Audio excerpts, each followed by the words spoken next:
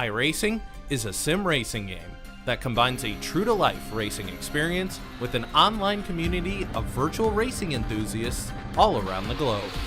iRacing offers a multitude of officially licensed cars and tracks, laser scanned with millimeter accuracy. The car models and mechanical systems are based on real-world physics, engineered in cooperation with manufacturers and racing teams. Our skill license system ranges from rookie to pro, ensuring members are always pitted against those with similar skill sets. Members are able to sign up for a weekly racing series, compete in time trials, host a private race with friends, and participate in racing leagues created and run by the community. With over 200,000 members, iRacing works in partnership with renowned motorsports organizations like NASCAR to deliver virtual races based on the real-life NASCAR Cup Series, as well as many other series on the NASCAR ladder. iRacing also features team racing, providing a variety of options for members to create and manage their own teams, race with friends or real-world teammates in full-length endurance events like the 24 Hours of Daytona, Spa 24, or the Bathurst 12-Hour. Participate in solo races, championship seasons, and hosted in league events with AI Racing. With a rapidly expanding catalog of 70-plus cars and 85-plus tracks from real-world racing series, test your abilities with challenging computer-based competition. Additional partners include IMSA, the World of Outlaws, and Supercars, allowing members to participate in their very own Bathurst 1000, Chili Bowl, Sebring 12-Hour, and many more iconic events. This is iRacing, delivering the most authentic racing experience short of getting into a real race car. Sign up today at iRacing.com.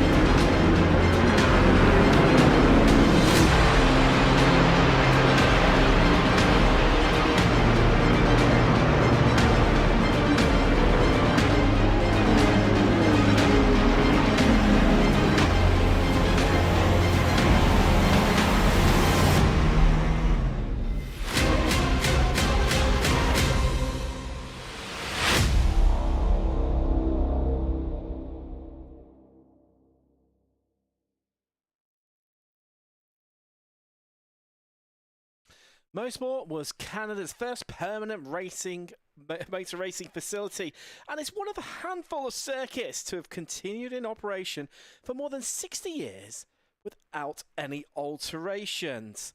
Now known for marketing purposes as Canadian Tire Motorsport Park, we take in round 4 of the UKSR Multi-Class Championship. Hello and welcome along. I'm Tim Cox, going to be with you every step of the way. A little bit different for the usual white shirt tonight. Thank you to my good friends at Summit Racing for me across this epic shirt. Very kind of them over in the States. And, well, what can we say? We're reaching the halfway stage of the season now, and it's getting really interesting. Just to make things a bit interesting as well, I think there's a bit of rain on the horizon. We'll cover a little bit more of that shortly, but well, what can we say? I mean, we've had frills, spills, Portimao, Nürburgring, Daytona 1 week ago for the special 90-minute race, one of 2 that we'll be having throughout the season. Well, it's just getting better and better and better as the season progresses. You know, I said GT3s after round 1. They were left no lot of action. Well, they've answered that call majorly, haven't they? Absolutely epic at Nürburgring. And again, battling back at Daytona. Let's take a look at how things are going to proceed from now on, and we'll get cracking, really. Enough of me waffling. Well, there you go. So you mentioned those rounds that we've got kicking off Mosport tonight. Before we head across to the short trip to Fuji.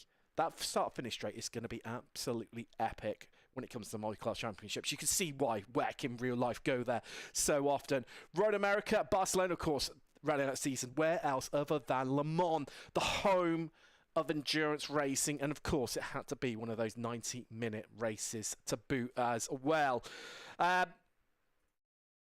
Championship standings though, let's talk about those. Let's kick things off with GTP. Patrick Thompson leading the way there.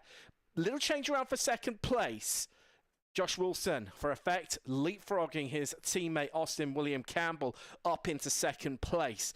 But as you can see, only 2 points separating those two, and it's still incredibly tight as well. Dan Sedgley, after the epic performance last week for Olympus, well, he's absolutely catapulted right up there. He now finds himself in fourth.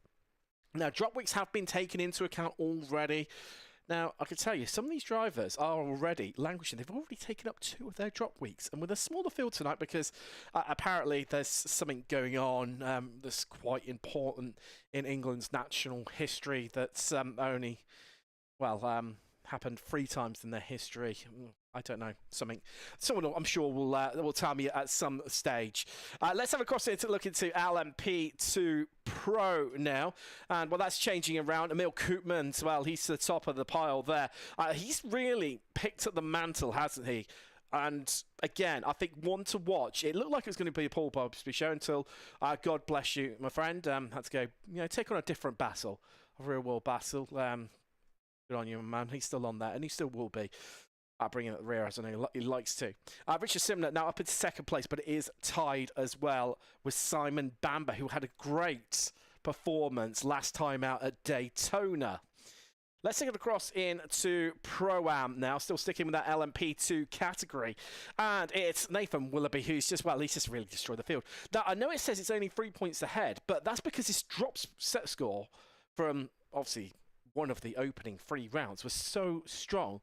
That's why it makes that margin at the top look so slim. So if you've been here with us every week, well, welcome back, first of all. Second of all, again, you will have known just how dominating he has been in that category. A little bit of talk in the Discord as well as whether he should be moved up a level into Pro. I'm sure he doesn't want that. I'm pretty certain. James Ackland, again, another driver who really profited last time out. He moves up in second place with Jason Foreman. Privateers really looking strong in Pro-Am.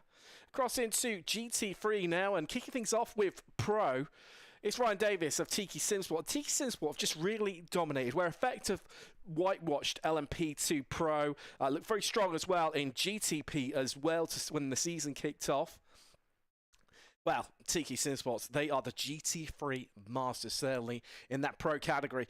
Ryan Davis has mentioned he leads the way, but again, slim points again, strong second drop scores. That's why that margin seems so tight to Martin Tilling in the Corvette. Dave Fuller, he moves up into third place. Again, only 5 points behind, but again, his drop score is slightly weaker. So that gap is actually, maybe, if things balance out across the season, that's quite possibly why. That gap's going to start to grow and grow as well. He's going to have his work cut out, definitely. That's for sure. Let's have a look across even into Pro-Am. There you go. Got my words out. Ruben Bearings leads the way there. Had a really, really disappointing... I think he's glad to get away from Daytona out in the early stages. But again, that's his drop score. So, it's a bit of a hard one to lose out on, having such low points, but he's still holding on by 2 points over the enigmatic Sean Cranny Swash, who in that Mustang is Mr. Consistent. Okay, didn't have the best of times at Daytona. It was all or nothing for so many of our drivers 1 week ago here at the channel. But here's the thing. He's been second every single time in the Ansty Sports Mustang. So I think he's Mr. Consistent, is Sean. I think he's definitely going to be one to watch. Ala Lever for UKSR up into second place there. Let's have a look at the team championship. We rolled things off there. We're not too far away. What time are we on? Yeah, not too far away from qualifying starting. That's getting going in about 3 minutes time, so I will hurry up a little bit. Of course, as you can imagine, who's going to be top? Well, it's Effect. So consistent. It's the Carbon outfit. DCW, however, they've been really strong, hence why they're in second place. UKSR third. Then it's the Effect Simulation main team. Could you call it? I don't know. One of the three. DCW into third. And Effect rounding out, sorry, into fifth, apologies, with Effect Club Sport running out that top six. Look at that, 3 in the top 6 for Effect. They really are looking good. Let's move things on, though. Let's get a little look at the weather here.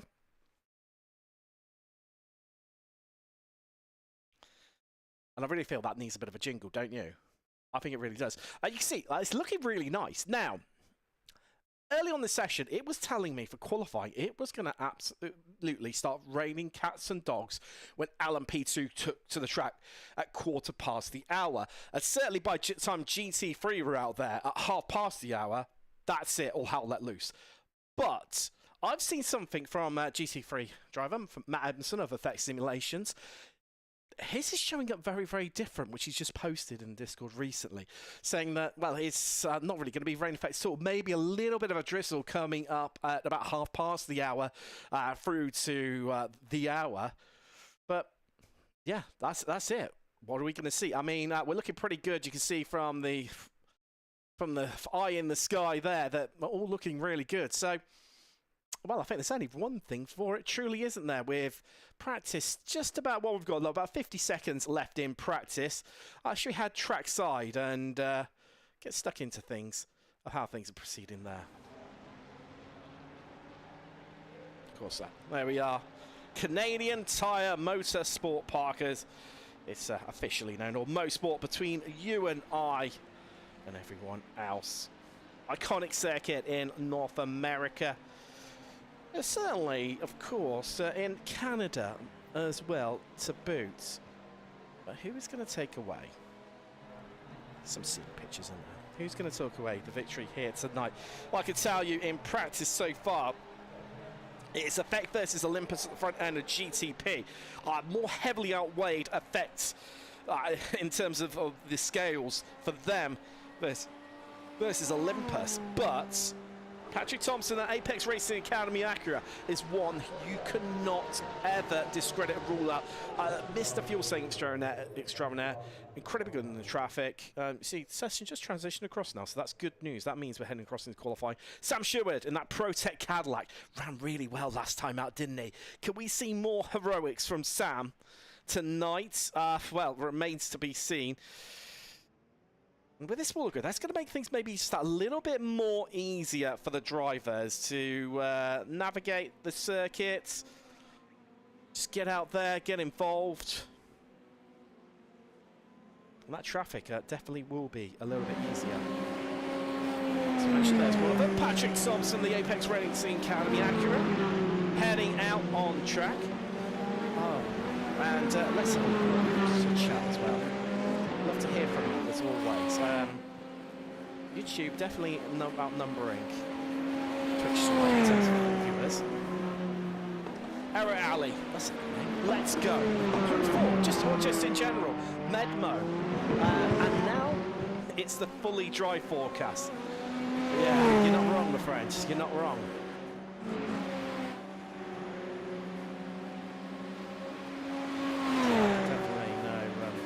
I'm trying to get that meme in the moment, the old hot meme in spitting and it's not hot tooing out there. I don't know. I don't know. See, also, Jack Barker has just posted to me in Discord. All 0% now, not even a dribble. Not even a hot tour. There you go. Yes, we got it in. We got it in. That's not really the best choice of words either, is it? We'll make it easier to peek over to the England game, though. Oh, Jack, that's asking for trouble, my friend. That is really asking for trouble. Talking about asking for trouble, he's Josh Wilson of Effect Simulation. Oh, sweetie boy.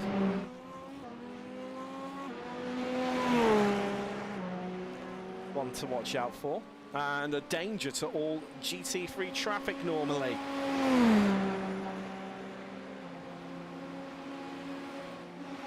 also who have got on track, of course, the lone Porsche. Got a lone Caddy and a lone Porsche, both from ProTech. Aaron McGregor pilots the Porsche for us this evening.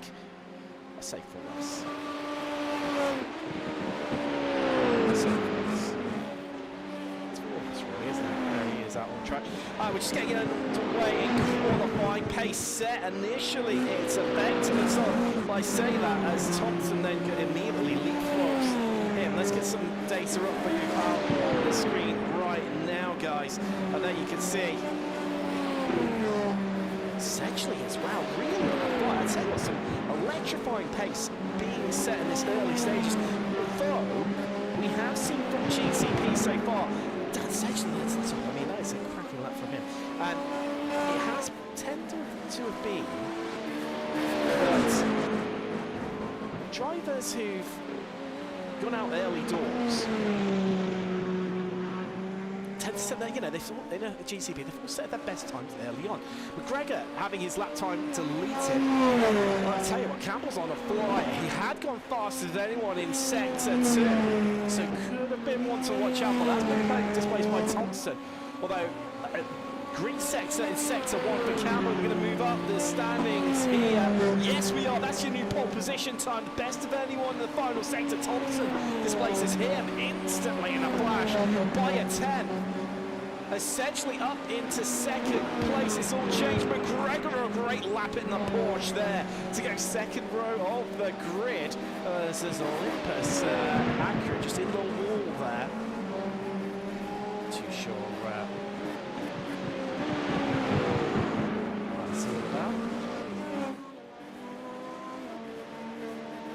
So, who's going to take the second round of qualifying? Again, McGregor. Look at why he's going faster again. New personal best in Sector 1 for him. Well, if this is going to be an in-lap for him, I'll tell you what, he's not hanging around whatsoever. No purples there as he heads up in towards Sector 3 right now.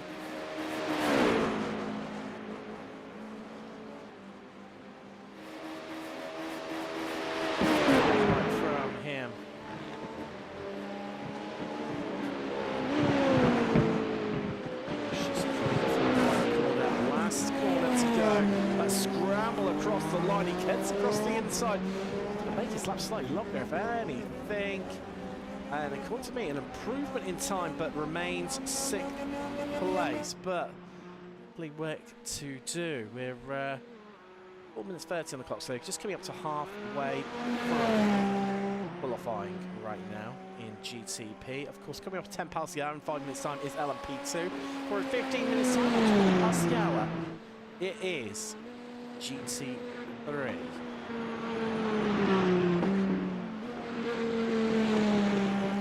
Everything definitely having a bit of a choke. It does not like qualifying, is it?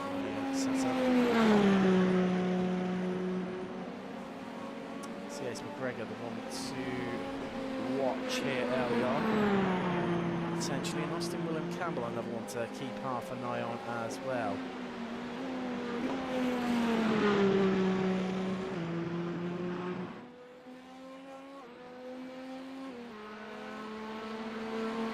Still all to play for here. Wilson going quick in Sector 1 there. Just set a new personal best from him. So just battling a couple of technical difficulties right now. Today, so still Thompson leading from Sedgley, Wilson and Campbell.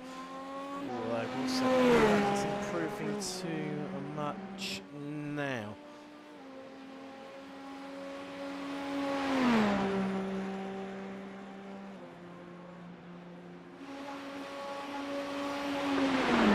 So the question is, isn't it, who is going to take it?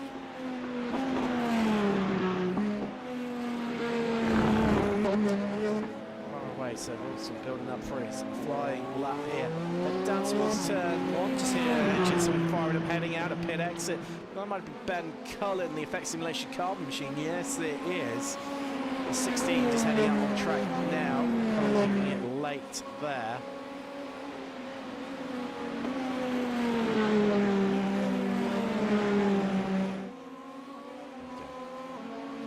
back in the game. It's all working again. Looks fine.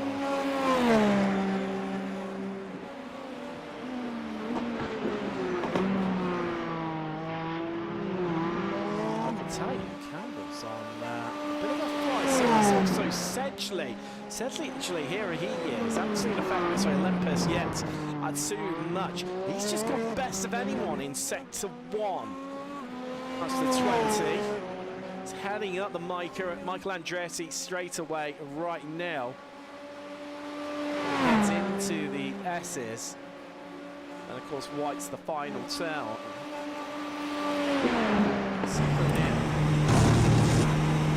Going a little bit of understeer there on corner X again, finding a bit of that understeer, chucking in the Whites. Oh, he's missed the apex, and that could be the difference here between himself and Paul. O'Reilly goes slower by 300ths of a second, but I said about Campbell being on a good one. He's just got fastest of anyone in Sector 1 right now. Labette on an improving lap 2. Sector 1 and 2, both personal best. Currently the lowest driver in qualifying. Sherwood not taking part, interestingly.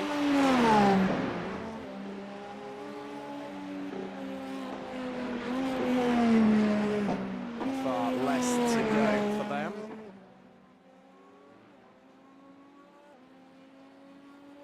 What's it going to be from Campbell? Well, it's good enough for second, but misses out on pole by 700ths of a second. Not what he would have been hoping for. Just trying to pick up the drivers who are on decent out lap. Oh. Well, there you go. That's in the bin. And that's him actually going to be done with qualify because he will not get out again. Thompson done too. So our top 2 now locked in. But it's a personal best in Sector 1, I believe. Oh, it was nearly there. Actually, no, he's on his outlap, isn't he? Apologies, Sedgley. Apologies about that. Showing up from last time around. Labette's going clicker in Sector 2, but no improvement in Sector 1. Competitive time, though. A couple of attempts potentially lost. It's all about the fight. Wow, there you go. That time's going to be deleted for track excursions. And well, 666, the number of the devil, and that corner. And the final turn is White. Particularly elusive for him. Wilson just 9/10. Well, if he... I'd have done on Thompson's pole lap in the first sector. So 900ths even. There you go, no improvement in the final sector. It was a personal best in Sector 2, but it does move him up a place. And Dan Sedgley now, well, further down on the second row.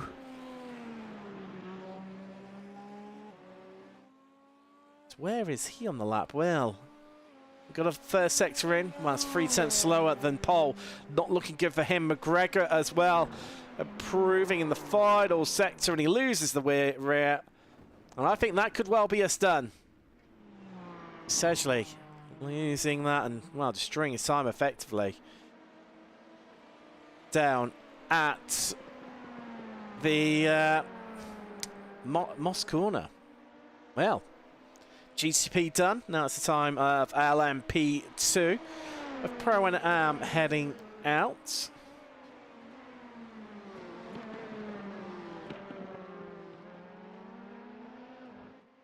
It's going to take this one. Place your bets now. Place your bets now.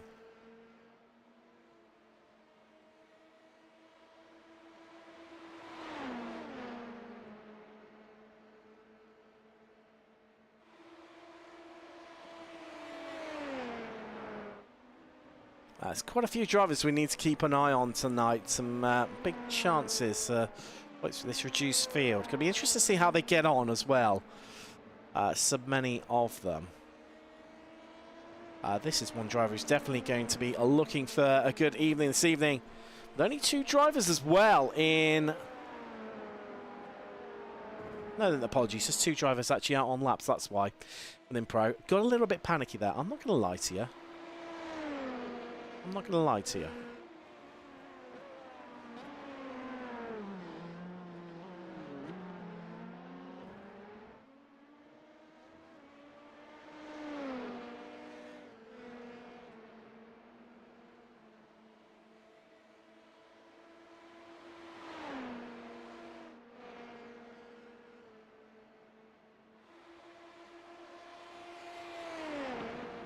I'm waiting for these first times to come around, get them out on the board. What's it going to be? So that's a newcomer. We need to actually, I've taken a little bit of a look at him. John Williams to the top there. Acklam to the top, though, in... that's in Pro-Am, isn't it? And again, the Pro-Am's really taking the fright to the Pro category in LMP2 right now. John Williams there, he is. Ooh, that was a good lap from someone. I think that might have been... didn't quite catch who that was. Well, that is not a good moment for Williams. I guess the commentator may be creeping in a little bit there.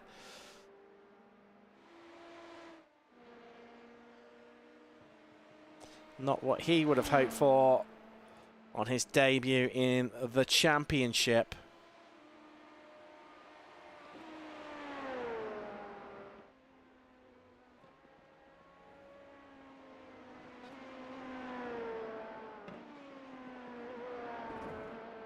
So Acklam good for pole in Pro. Of course, they will line up together. Pro-Am, well, you've got a good chance of finishing on the podium. That's good news for Williams, certainly, tonight in his debut. Simner just going second there. Hugendorn on a strong lap, though, as well. That was a strong first sector for him. No improvement in Sector 2, though. A couple of attempts off the pace all to do in that final sector. What's it going to be? Well, it's the fastest anyone in Sector 1, and it just moves them at one place. It puts them on the front row in that LMP2 category. But it's still Acklam. There he is. Privateer that holds on to pole for the moment. There we go. We've got everyone together.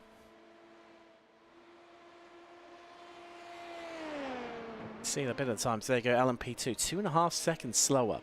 That's all the margin that we've got here right now in with this new revised GTP cars. Acklam starting a new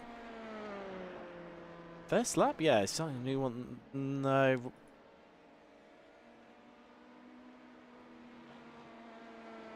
So, he still leads it, though. Still leads it for now. And, well, we're well deep in. We've got 5 minutes left of qualify. It was a new improvement for him. So, he's now just 2 attempts clear of Hugendorn. There he is in the Effect Simulation Club Sport machine. This outlap winding things up, looking to go again once more. I'll be able to see another pro on... well, Pro-Am driver, sorry, on pole, taking away from the pros. Want an improvement in time, but no improvement in position for Hugendorn. What about Willoughby? He's on a good first lap. Personal best in Sector 1 for him, but he's lost 6 attempts in Sector 1 to Acklam. That really just shows the quality of that lap there from Acklam. No improvement in Sector 2, however. Pollock running well, currently back for DCW. As well. Ooh, parks it, does Willoughby. Not feeling the lap. We join on with Pollock, who's not had a good mid-sector either. Chucks it into White. What's it going to be? A bit drifty on the exit there. Very tail happy from that DCW LMP2 right now. And he, wow, slower by 1600ths of a second. Hugendorn, though, said about needing reply for Effect Simulation Club Sport, and that 33 is flying right now. Personal best in Sector 1, personal best in Sector 2. What you got, Danny Hugendorn? Is this the dawn of a new leader at the top of LMP2? And it's not, he loses it all out in that final sector. He threw it away there. Oh dear. Dear, oh dear, and right now the pro driver's not looking as good as... I think it just shows what a lap that was from Acklam. Barker going well in Sector 1, although as soon as I could pick out anyone like that, they have a poor Sector 2. One of 4 privateers running in LMP2 as a whole. They're currently residing 6th in class. and go slower than his best lap. Maybe we're seeing the best so far already. It's been, gone, and done in this P2 category.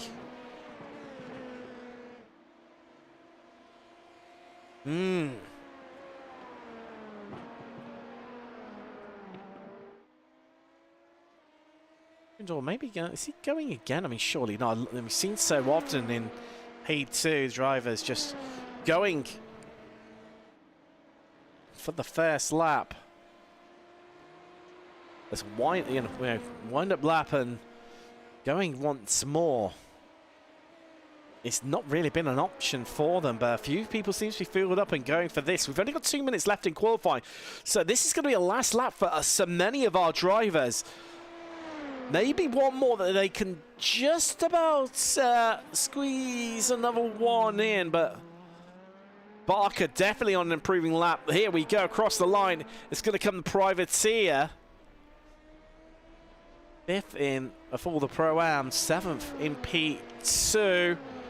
Oh, well, it's an improvement inside, but he still remains 6th in class. Williams done with qualifying. Hugen Dawn, well, he's gone out again. He's going to have to get a wiggle on here. It is only, I mean, we've got a short lap here. It's literally just over a minute, 1 minute, and, well, just shy of 7 seconds in P2. Well, so that's if your name is James Ackler. Everyone else over 107 right now. As Foreman improves, he goes up to 4th in P2, 2nd in Pro-Am. Simner improves as well as Acklam. You see how much he was pushing. Decides to abandon his lap, so that's his qualifying done. Simner done too. Oh! Williams straight into the back of him. Well, was that... Let's get a little look. We'll get... See if we can get a... Was going full chat. Oh, did that DCW car stop on the exit of the corner? Thinking everyone was done in qualifying, and Williams was still going. Came down there at full chat. Let's get down anyway into GT3. You can see the who's front of the queue here. Where they're all queuing up like mad. So is that Matt Edmondson at the front? Looking like it. No, that's it. Well, no, okay, he's polite, he's a gentleman. There's Kevin Daniels of DDK.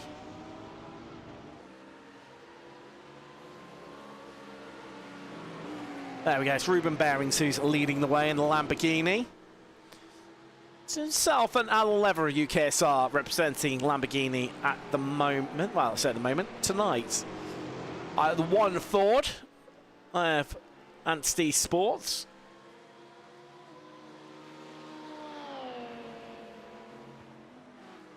Porsche heavily represented. 5 of the runners and riders here this evening in GT3. And just the one Corvette. So 1 for Ford, 1 for Corvette. That being Edmondson. And Alistair Murray, who's the Ferrari, I think, at the end there. So, oh, Hugen Dawn. Well, he kept going. Well, I didn't even clock that one.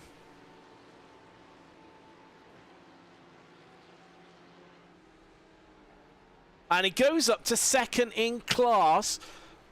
And he got it into the 106s as well. Well, that was very, very, very late. I've seen a few people complaining, you know, it's been wet all week here at Mosport. The 1 week we come here, well, one day we come here, and it's bone dry. So, first flying laps getting underway here in GT3. Who's going to take this one? Let's know your predictions. Across the chat. Lauren Jessica. Let's go. There's lots of let's goes. But who are you know, who are we let's going for? Normally, we get a lot of, you know, DCWR fans. Plenty of effect, you know, they get plenty of representation in the chat. Bit of Olympus normally in there as well. You know, a few a bit of others as well, too. It's always great to see and great to have you all on board here with us. I say with us. It is just me, but, you know, safety in numbers and all that. Make out like you're bigger than what you actually are. So who's going to take this pole position then in GT3? Who's going to take it, folks? Not far away now from getting some times in, and it's going to be Tunsted's going to be one of the first drivers across there. Ryan Davis, Nathan O'Loughlin, pole. It's Casper Tunstead. As I mentioned, Cranley Swash only straight into fourth. Murray across the line there in that Ferrari. Top of Pro-Am. Lever slides a lap in there. Matt Edmondson's going to be last across the line in the Corvette for effect simulation. What's this lap time going to be? Let's have a sector 1, nothing special. Sector 2, not spectacular either. And the final sector, well, I think this is not going to be the best of his laps ever. But having said that, he does go third. He does go 6th in GT3 and 3rd in Pro-Am. So what the hell do I know? What do I know?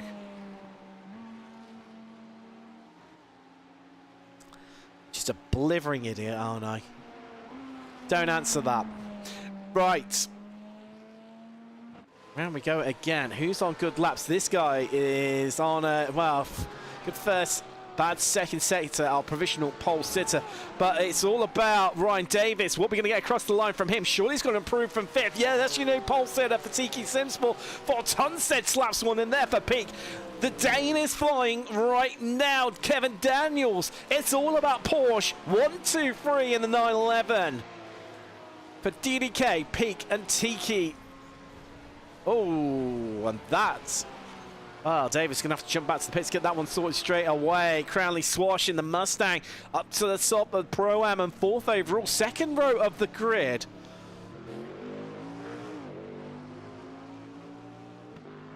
Seeing quite a few that, well, certainly GTP drivers complaining that none of them are prepared. This is going on in the Discord right now. That none of them are prepared for a dry race here.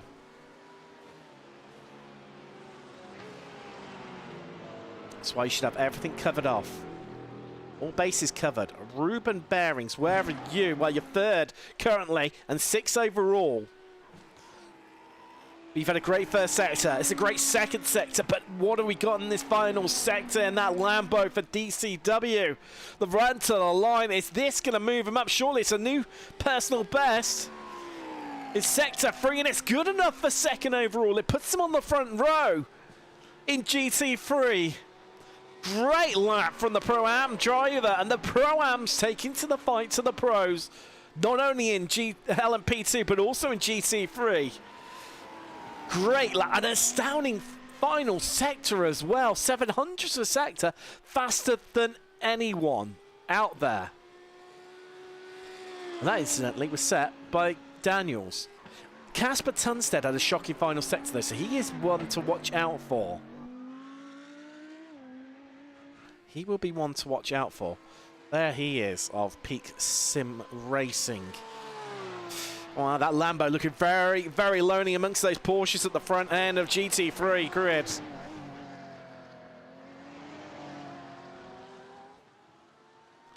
the moment, your grid would be Daniels and Bearings on the front row, Tunstead and Davis on row 2. Row 3 would be Cranley, Swatch and Murray, O'Loughlin and Edmondson on row 4, with Lever and Kalau on row 5. And you're in the pro subcategory, you've got a good chance of finishing on the podium here. You know, 4 drivers here tonight in that category, so you've got a good chance. Nathan O'Loughlin goes 3rd, displacing Cranley Swash. Daniels up into pole for him. Tunstead, well, improved in the final sector, improved his time, but still remains 3rd. Oh, I've just heard someone spin in my ear there. Too sure who that was. Plenty of juggling going on. And there you go. We've all been in the chat. Plenty more let's goes. Okay, DDK Racing Team. I can tell who that one's for. Go DCWR. from Dofreakido? Dokodo? Doko? I don't know how you meant. Oh, you meant to say that. I'm getting old now. Gina Peters, go bearings. Well, I'll tell you what. Top of Pro-Am and on the front row of GT3 as a whole for DCW. It's all about the Benelux drivers as well, isn't it? Both Benelux drivers sharing the front row.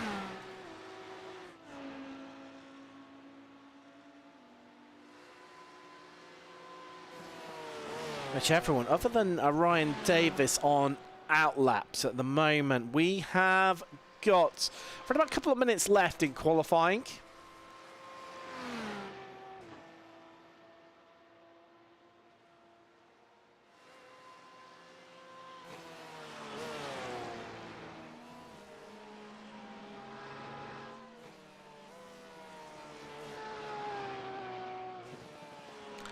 Waiting to get going again. Second part of qualifying. We're winding up the cars. Fuel to go to the end. You're going to see any changes out there.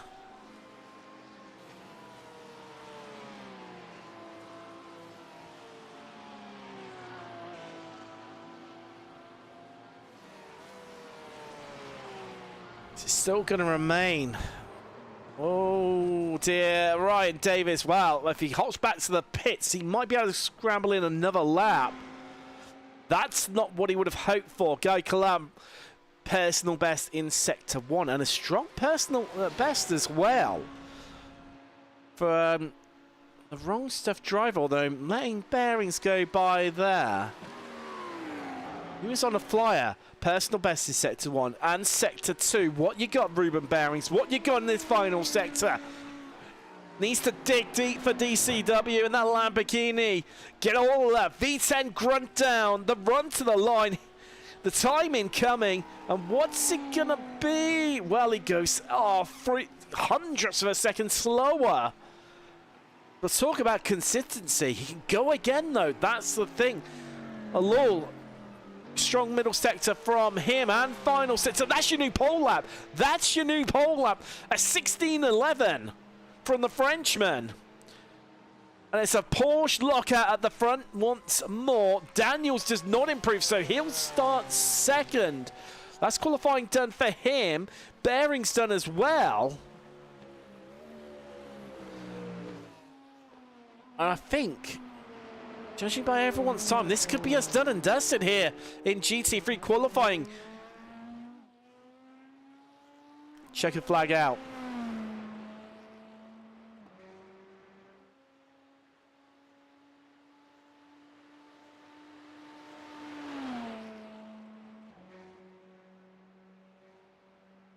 Well, that was a drama-filled. Davis scrambles across the line, but it's to no avail.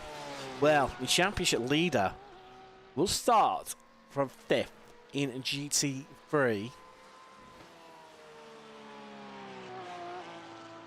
There's no one. Wow, Matt Edmondson's had a good Sector 2.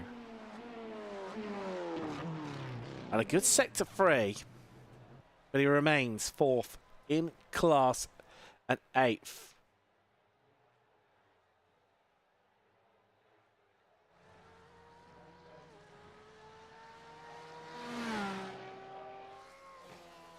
Oh! No, surely not. Oh, Ruben. What, Kevin Daniels there takes it away from a law. 16:08, 300ths of a second faster. I thought we were done. I wasn't even really concentrating. I was thinking, like, okay, just do this. You know, going through a mental checklist. And that just shows why you should never give up right until the very end. Wow. Well, that's a bit of a turn up for the books, isn't it? At DDK Racing. Good evening, Tim. Good evening to you as well. Keeping the Twitch chat alive and well between yourself and Dokodu, however you say it. I don't know. I don't know. Right, we will, drive's taken to the grid right now. See whereabouts they are on track and see how much time we can afford to tribute. Oh, we've got a whole lap. We've got a whole lap, guys. We're all right. Let's take you through that grid. There it is. In a GTP, Patrick Thompson on pole. Austin Willie Campbell joining him on the front row. It's Wilson and Sedgley on row 2. Have to continue that. Effect versus Olympus, and it's the same story in row 3 as well with Labette and Cope. Ben Cullen, the lowest of the Effect drivers in qualifying. McGregor there in the lone Porsche GT3. He's on the 4th row with Cullen, while Sam Sherwood didn't put a time in the Cadillac for ProTech in qualifying, so if he decides to join us, he will start last in class. Down into LMP2 now, and it's an Acklam and Foreman front row. Good stuff for the privateers there. We've got Willoughby and I'm not. Is that not right? Hold on, we're gonna have to shuffle things around here because I'm not fully sure that's right. Yeah, there we go. I knew it wasn't quite right. There we go. Acklam and Hugedorn on row 1 in LMP2, while you've got Simner and Foreman on row 2, Willoughby and Barker on row 3, with Williams and Pollock making the last complete row. Simon Bamber rounding out things for Effect there in LMP2. Row 1 in GC3 is Kevin Daniels and Nathan Allure. Great lap late on there from Daniels. Bearings and Tunstead make up row 2, while row 3 sees Tiki Simsports, Ryan Davis form up alongside the lone Mustang of Sean Cranley Swash and Anstey Sports. Row 4 is Murray and Edmondson, while Guy Kalel and Alan Lever make up row 5 and the 14 rows of the grid. So Bamber has not made the start, but Sherwood has. There is the Cadillac. But yeah, no Bamber. Don't you just love the sound? Crank it up a little bit for you. It's that rumbling V8. I do love the way that, you know, Cadillac's call to arms. It came to making a GTP was, do you know what, we're going to inject a bit of NASCAR into that. Bring that GM brand in. Acklam, your pole sitter in P2. He will be definitely one to watch out for the privateer. Of course, Pro-Am on pole. That's one of the big stories coming out of Mosport in qualifying. Hugedorn only good enough for second.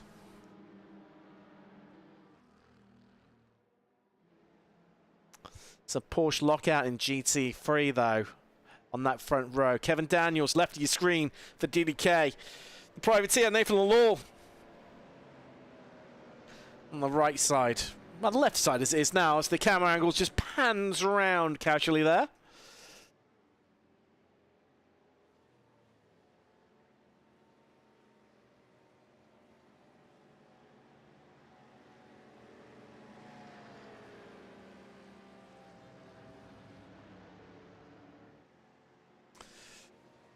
Right, Bamber is going to have to start from the pits. Could that be a wise move, though?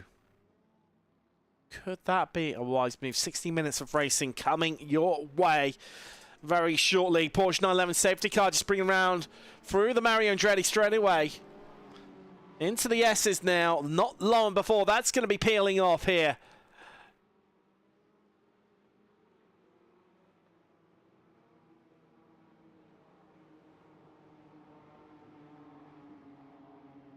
So, safety car is in. And let's get ready to go racing here from Mosport, right for the championship as we are green and we are away down to turn 1. It's Linus then. No changing round going on there in GTP. Let's head across. Oh, there's a big incident. There's a big incident in the background already. Hugedorn involved. There's a DCW P2 as well involved in that. Oh, that's Pollock and Jay Foreman, the privateer. Well, he's lost his rear end completely. Was Bamber wise to get things going as well? That discarded effect car of Hugedorn, who's on the front row. Wow, it all went wrong in a big way there. GT3's picking their way through the carnage, the damage. As Bamber gets going.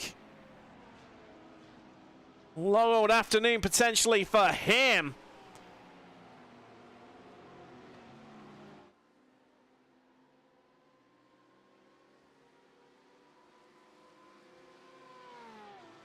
Well. Well.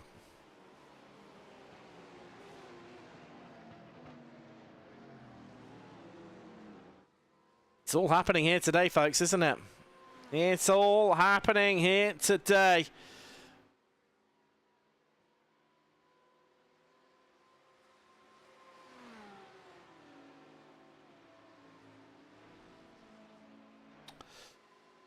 GT3 getting away relatively easily. Thompson not hanging around whatsoever. Already pulling a second over Campbell. Says he's staying in the tail. Let's get a little look back to the start, folks, of what happened on that run. I don't think they even crossed the line. We're going to pick out the best. Let's see with this action. See what Sedgley does here. No, stays behind Campbell for now. Right. Right, here we go, folks. Looking down from the helicopter at race start. Supposed to be anyway. There we go. Oh, what were they doing? Well, onto the grass there, and it all got a bit tight. Hugedorn got squeezed as Ackland went early by Simner. Well, and then a spinning privateer Foreman that then tags Pollock in the rear. Well, that's going to take a lot of unpicking. What we're going to do is we're going to look back. No, maybe I can't. Where I can't even see what. Something has happened to Acklam. He's gone into the pits. No, he hasn't. Oh. Well, it all happened behind him, didn't it? Let's have a look. Well, there you go. You can just see absolute devastation and carnage behind them. I'll see if we can get you some alternative shots of all that one all unfolded.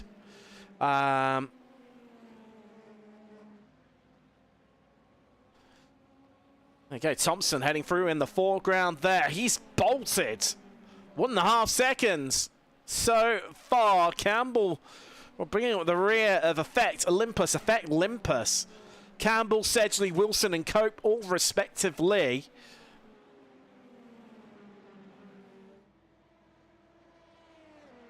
Yeah, and something did happen to Acklam. And I don't know what yet. I will find out for you. So he's had an incident somewhere, has Acklam. He's headed to the pit. So he had that long lead. There we go. Right. Oh, has he lost it? He's lost it at turn 2. Oh, and he goes straight on into the wall after, well, everything opening up in front of him. And that's what happened to our leader. Well, I say leader, didn't even do one lap. So now in P2, it's Simner from Williams. Barker, third in P2, and he's in Pro-Am. That's Willoughby, Bamber, Foreman.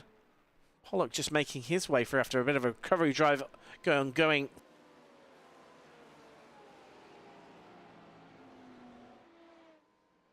It's all. Oh dear, Ryan Dape, that's not good. That is your championship leader in GT3 Pro off the track. And what has happened? Well, they've already, I tell you what, our leader's already passing through the GTP traffic. Was that part of the story here as to why we've lost Davis? So we look back from Thompson's car right now. Scurrying on through. I don't know about you viewers, but it looks like it's a bit darker out there. Are we being trolled by the weather? It's changeable conditions out there. We've got gusts 30 kilometers an hour happening. And it's looking very dark on those clouds and that horizon. I don't know about you. Is rain going to come? And Sedgley, ooh, effective, lost out big time in that traffic because Sedgley and Cope Both passed, well, so close to me, but loads of time there. Loads of time.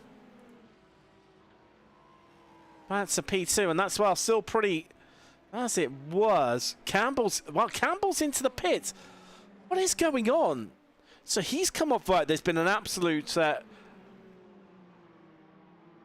well, shenanigans, shall we say, happened.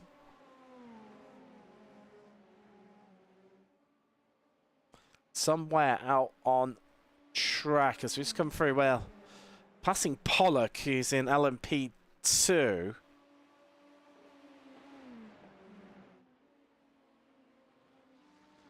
Meanwhile, a bit of passing in P2 off the GT3 field, which are really sort of split up.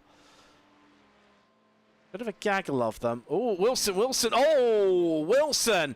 Well, it's all going wrong for effect here. What's... Well, I could barely keep up. So what has happened? Right, let's have a look what's happened to Wilson. Oh, big twitchy moment. And that is Pollock gone with him, I think. Oh, that's broken drivetrain. That's gone. There is no way you can rev it all you want. Nothing is going to happen to that one. But now these Olympus Acuras are right up on the tail of Thompson. Right, let's see if we can... There we go. I'm going to get a good angle here for you guys. So this is what happened to Campbell. Oh, and he clipped the Effect GT3 of Matt Edmondson. And then, oh, did they try to use... Ah, there you go. And that is exactly... what happened to your championship leader in GC3?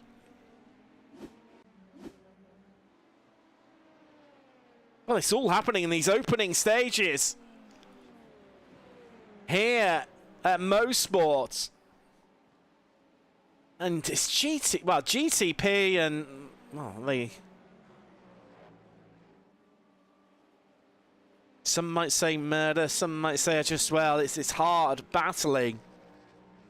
Oh, a bit of Cullen squeezing, well, forcing the effect there from McGregor. It's going to be a drag race all the way at the Mario Andretti straight away here. I told you that, apologies. That started the lap into Moss corner, side by side, still practically holding hands, these two. But is that Porsche going to get the drive off the corner that it needs? Cullen fighting hard for that inside line, and he's going to get it, and he's going to get that 5th place away from McGregor. Can the Porsche bring back to him? Cullen normally strong over race pace. Seen that so far this season. I do have Sherwood as well in the Cadillac just behind them. That's Labette just going through the Effect Simulation Club Sport in the foreground. All right, let's have a little dip down into GT3. Things starting to settle down a little. Just a little. Nice Ruben Bearings, and he is only a 1/3 of a second. Well, not even that, it's a 1/4 of a second, in fact. And you see those grey clouds on the horizon once more. Behind 2nd place in class right now. Well, in GT3 as a whole, that is. And that is Nathan Allure, the privateer in the Porsche Lamborghini, trying to find a way past. You see just how jumbled up the field is, can't you?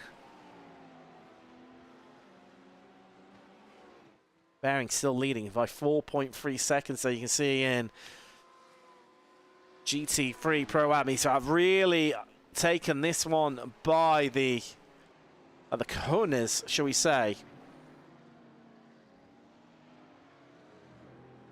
And here we go. This could be, well, the undoing of it all, as on by, that is a Bamber, I believe. So no, sorry, apologies. That will be Willoughby, won't it? Yeah, just heading on by. Who is 2nd in P2 Pro-Am.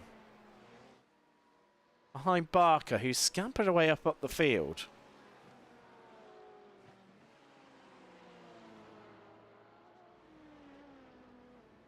Starting to make his way through. Finally getting a bit of fresh air. I mean, can you imagine? 28 cars with this evening. Well, we could have looked towards 60. Just what that could have been like here.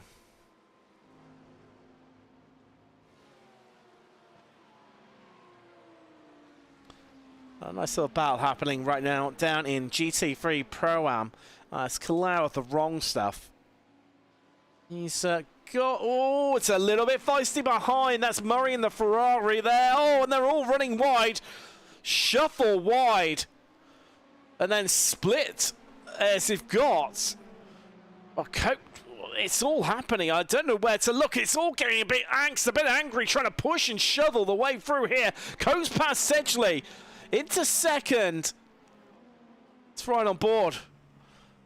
Do we dare? What could this be like? It's turning into a wild roller coaster ride here tonight at Mosport.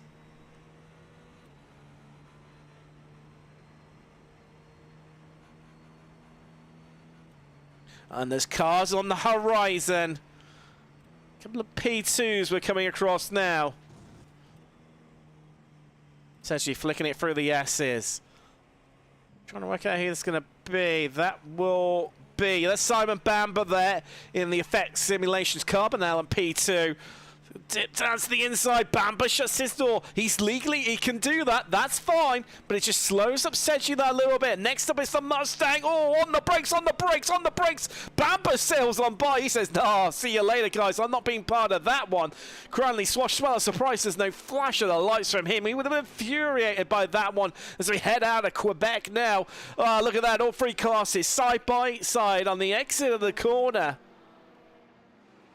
Up into Moss now. Well, it's definitely been an interesting and eventful opening 12 minutes here, hasn't it?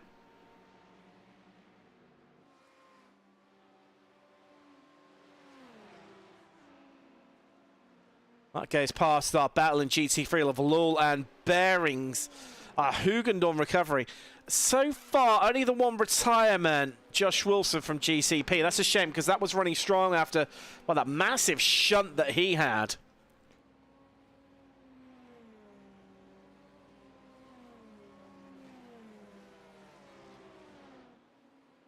Right, let's start not talking of which. Should we take a little look down to said battle of Lul and Bearings. Also, we've got a couple of other battles to just keep in mind. Sedgley has lost a lot of time. So he was right behind Cope, who was running second. Now, I know, apologies, I'm reading my timing sheet wrong. I was having a bit, no, I haven't seen anything happen. He kind of lost that much time. I thought he was 8 seconds down, but that is in fact Labette's gap to Sedgley. Labette, Cullen and McGregor still quite close together. There you go. Talking of which, about to head on by now. On Porsche outing another out. Despite the disparity in pace, just giving it a bit of slipstream there.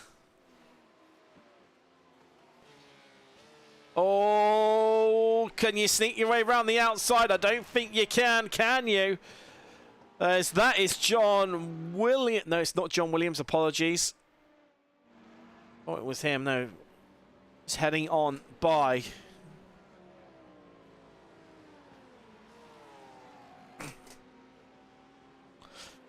Wow, Ryan Davis, a lot of work to do here today. It's a change for position. Oh, that's why.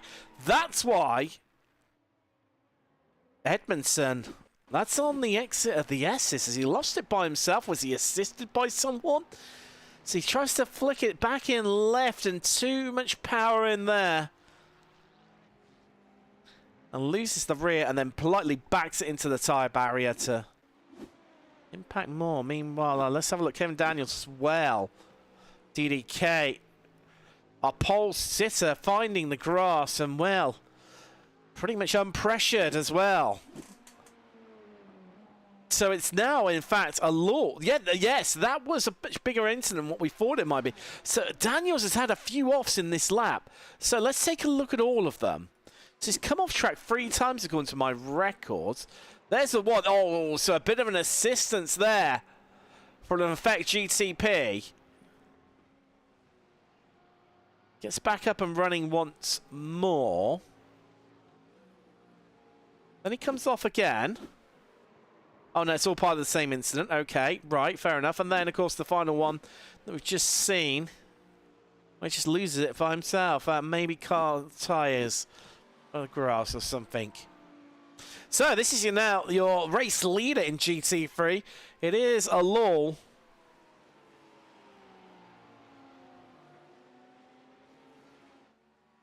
No, that is clearly not working. Okay.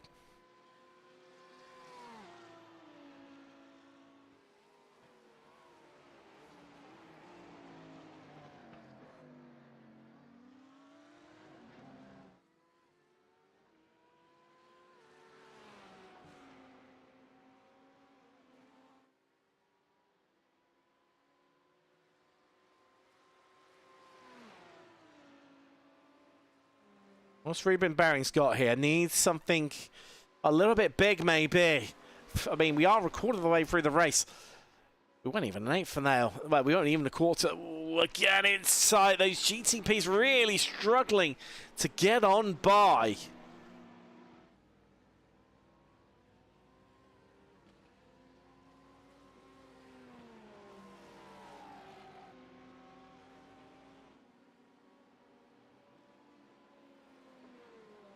So that was Austin William Campbell just out having passed them and a little bit tentatively, maybe. As Bearings is looking very racy. Duke's left, Duke's right. Can he sell in the dummy? Through Clayton's and into Quebec. This will be a lovely move if he can pull this one off. And no, shut the door right in his face. There's a lull as we head now into Moss Corner. DCW P2 behind. He'll know what's at stake for his teammate here. Oh, it's a much faster exit, but a little bit twitchy there from alone that Porsche, drifting off the edge of Moss Corner.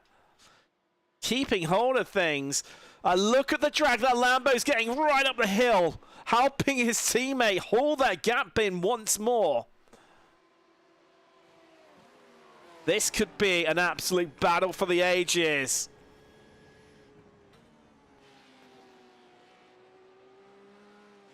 Low goes defensively to the inside. That's Pollock behind them. And, oh, it's just going to open up that gap that Alul so desperately craved and had built up coming off of Moss.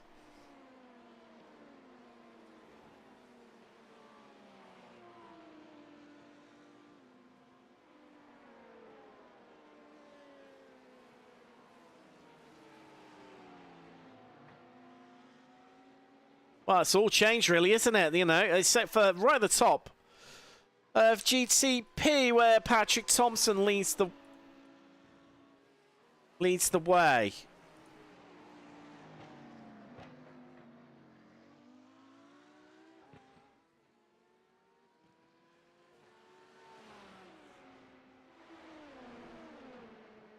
Oh.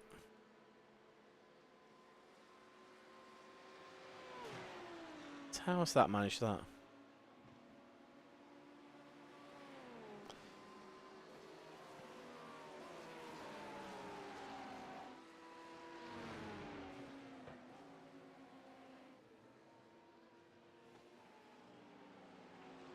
So that one retirement, amazingly, somehow, some way, Wilson has right now Bearings really closing in on that gap once more, starting to turn up the pressure. The Pro-Am driver going for the lead here in GCP. Round goes our race leader.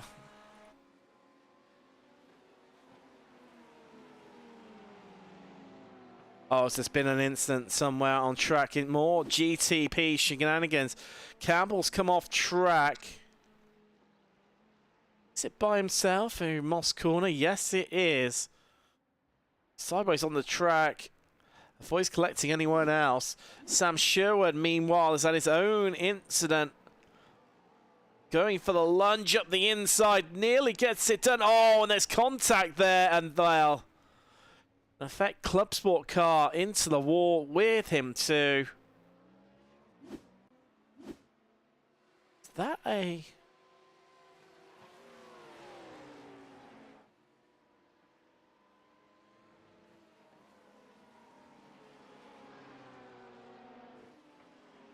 Trying to work out if that was a one of the P2 ones.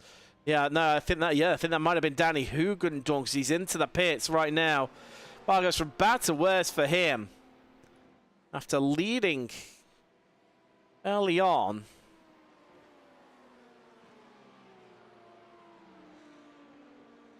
Now finds himself, well, out of contention.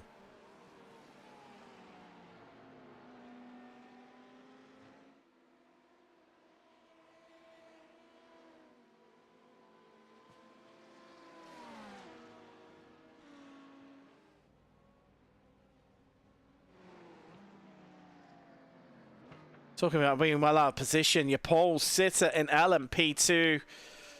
Well,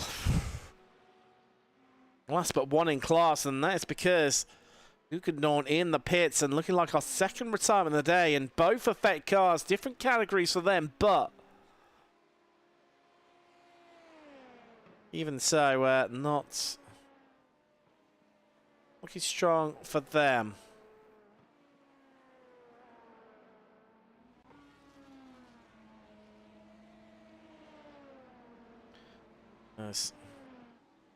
Just ahead of them there. Little battle emerging here between Jack Barker and Nathan Willoughby, who has made his way on the round. Let's take a look at how Willoughby got that. Oh, that's out. That's out.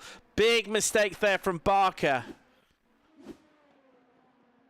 And it is this little combination where you've got the weight transfer of the car. It's causing them some real trouble. Instantly, Ben Culler's just set the fastest Sector 1 of anyone. Don't know what that means. Is he on a hard charge? Possibly. Protect Caddy, though, so it's looking relatively... maybe looked like it was bringing a knife to a gunfight, but... Which is ironic, really, being an American brand. Surely it should have brought a gun. But that's by the by. Brit running 4th right now, and that could be his best result of the season if that one sticks. So we have had so some drivers had stopped. Labette and Sedgley have stopped. I mean, 23 minutes of the race, going light and going hard early.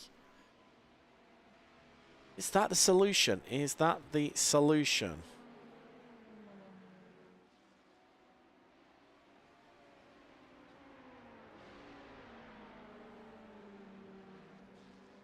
That'd be the way to go. Don't know.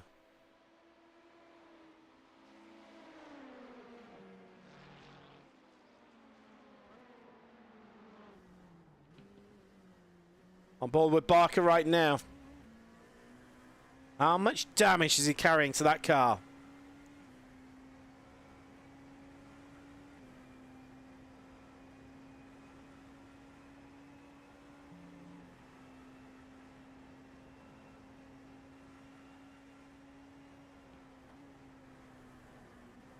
A collision with that wall can't have done this any good.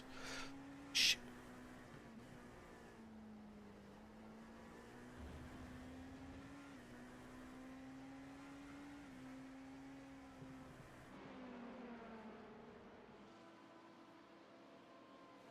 It's starting to darken out there a little bit now. That is Acklam coming up behind him, although that won't be a change for position. Acklam is a lap down compared to himself. Thompson, however, is, in fact, and I apologize for this, you may have spotted a few things happening, but it appears the system only wants to let me manually select people. Oh, this is going well, isn't it?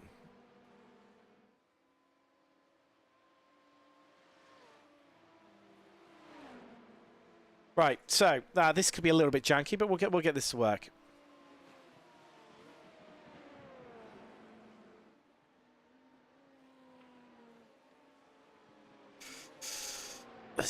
Willoughby really on to the back end of that Porsche right now that's running right out of place.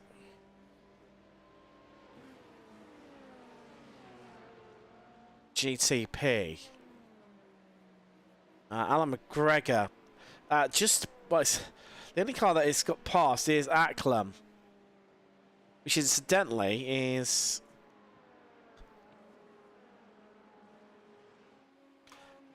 it's a lap down compared to the rest of the field.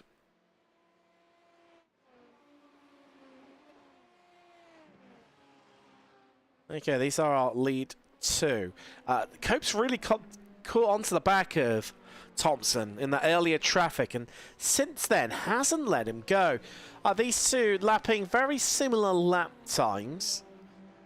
Half a second faster on the, well, 2 laps ago for Thompson, but then Cope just reeled all of that back in. Seeing it ebb and flow like an accordion right now in the traffic. Okay, oh, that was very, very close to that Mustang there, just getting on by.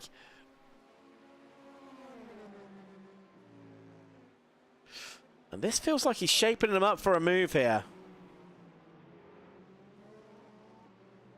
Out of Moss corner we go, heading up the Mario Andretti straightaway.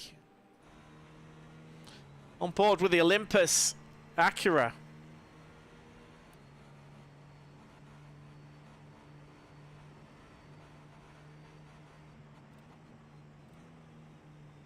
I sing over on chat a little bit. TDK Racing saying, how much space do they need? Well, that could be referring to any of the incidents that we've had so far this evening.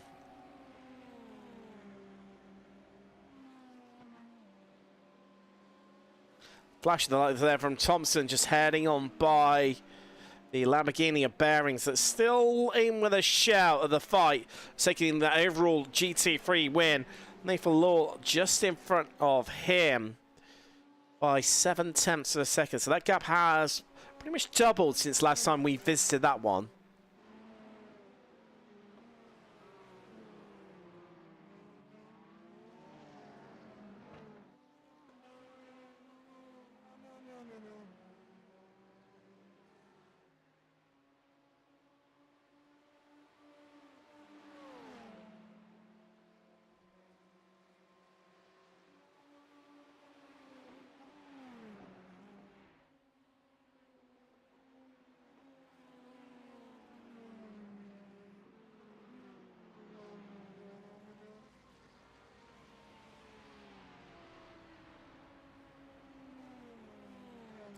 And Cope just saying the fastest Sector 2 of anyone. More traffic these two come up onto the back of. Thompson, intriguing how he deals with it here. Oh, it was inside on exit there. That was Ali Murray in the UKSR Ferrari squeezing past, and then Tunstead of Peak Sim Racing. And that's now brought Cope right back up onto the tail of Thompson. Practically halving that gap for the lead.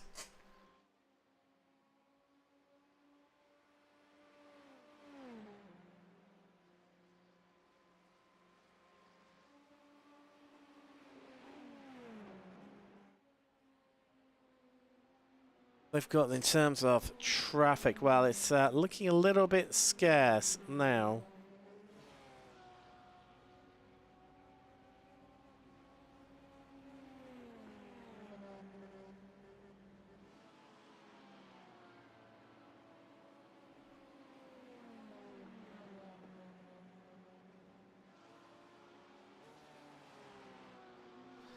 And then we're not. Of course, the beauty of this circuit, you know, it's so short. Shortest track of the season that we will be visiting, just 2.5 miles long. Means you're never too far away from traffic here.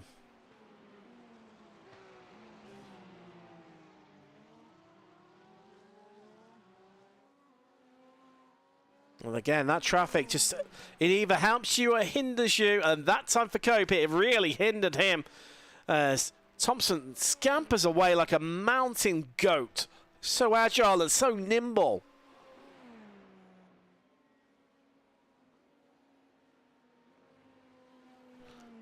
And that's all. We've coped with work to do. So this time last lap, it was about 4/10 of a second. It's now 1.8 seconds as they cross the line.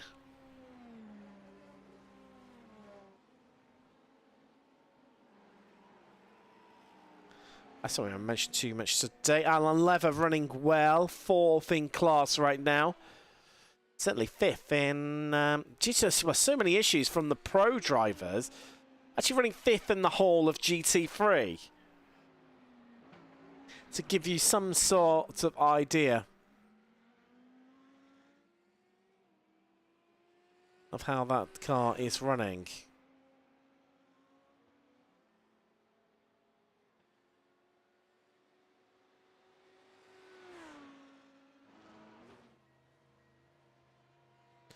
Guy Kalau occupying 3rd place. There's all pit stops happening in GT3. Kalau's not going to move up to 2nd in class and 3rd overall because there is in the pit lane Bradley Swash and the Mustang of Ant-Steve Sports. Also Lever just heading into pit road as well for UKSR in that Lamborghini. Really, really close at the front end of GT3. What's the P2? Well, a little bit more scattered. Foreman, you can see on your screen right now. He is running 2nd in class, 4th overall in P2. That's the privateer. That is your leader there, Nathan Willoughby. Darts into pit road for his stop. Meanwhile, it's getting so close for the lead in GT3. Once more, it's down to half a second. Bearings just seems to just nibble away at the lead that Alul just builds up before. Well, he's then left with not a lot, really. Can't seem to make that decisive moment. We've got 28 minutes, well, sorry, 27 minutes left exactly of this motor race.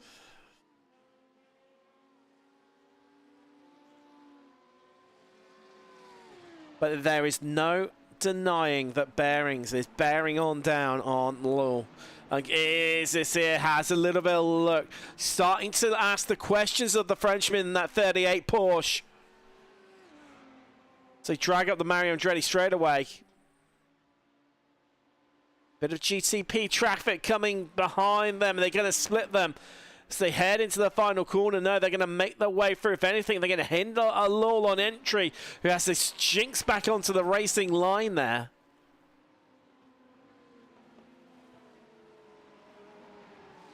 Oh, Kevin Daniels has had an incident out on track. Oh, as Edmondson, what was happening there?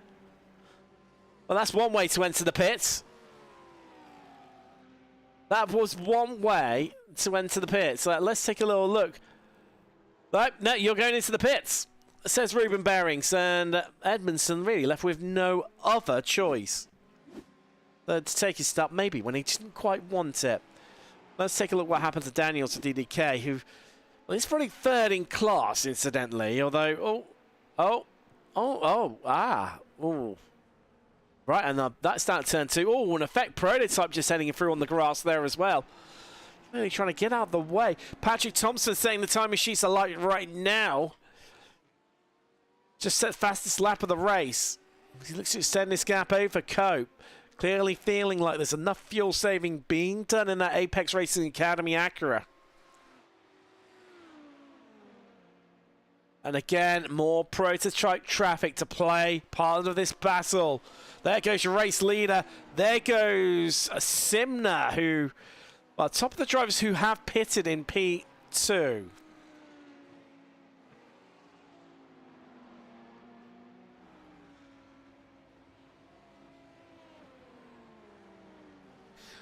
Cope in from 2nd place for Olympus.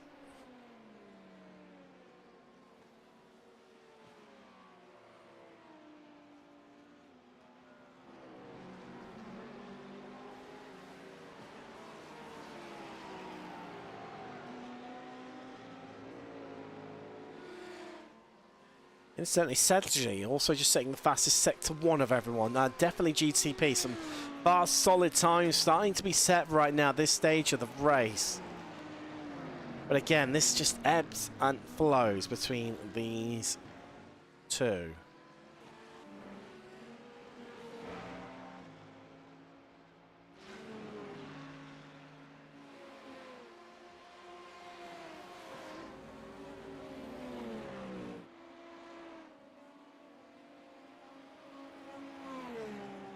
Meanwhile, there is Cope.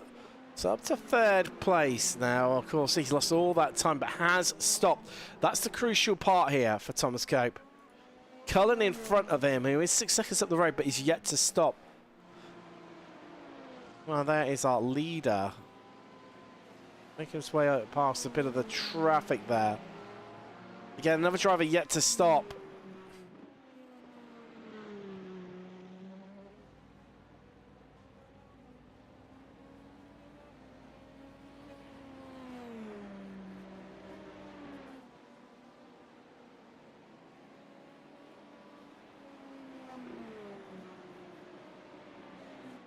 Oh, Guy Kalau, meanwhile, has had an incident now on track of wrong stuff, and it's gone wrong for him. Well, spooked by that. Oh, prototype on the outside. And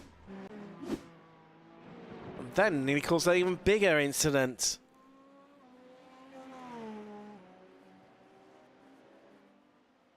After the heroics we've seen so far this season from Thompson and Cullen, can they go the whole race without stopping? I don't think so. There's quite a lot of on power, and also you are on power heading uphill as well through the Marion Jolly straightaway, which ironically isn't really a straightaway. It's more of a gentle curve to the right.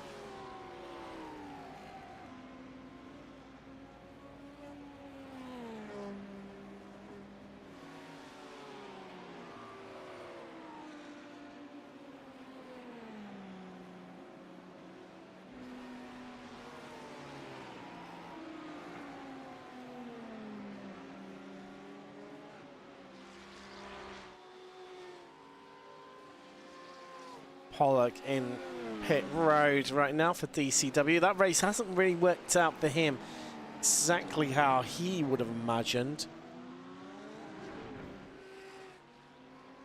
It's now Cullen's turn to play his part in the battle for the lead in GT3, and well, he's just going to tow all in that privateer Porsche all the way up the hill. The 38 being assisted by a distant tow.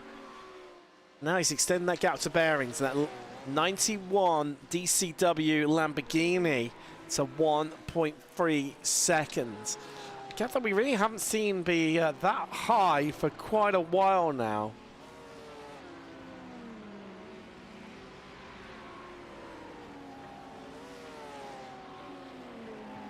And sometimes it just does not go your way.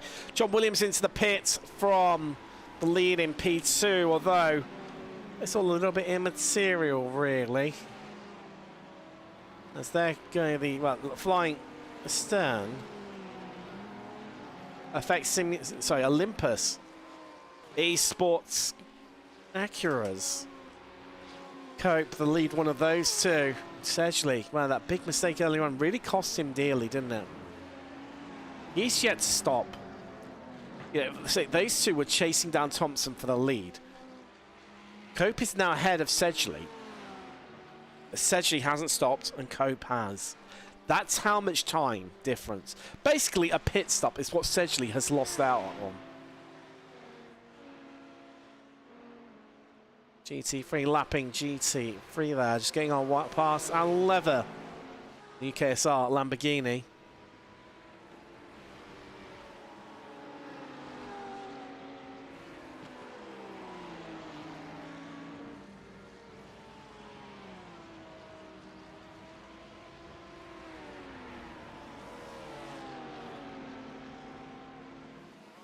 Bearings will just be praying. Well, Bearings is headed into the pits. There he is. So he has bailed. Apparently Swash has.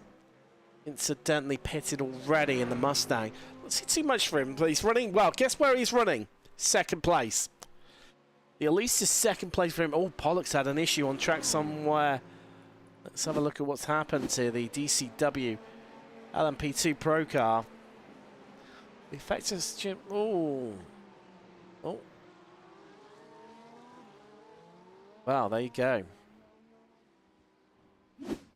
Also, Edmondson having further more issues.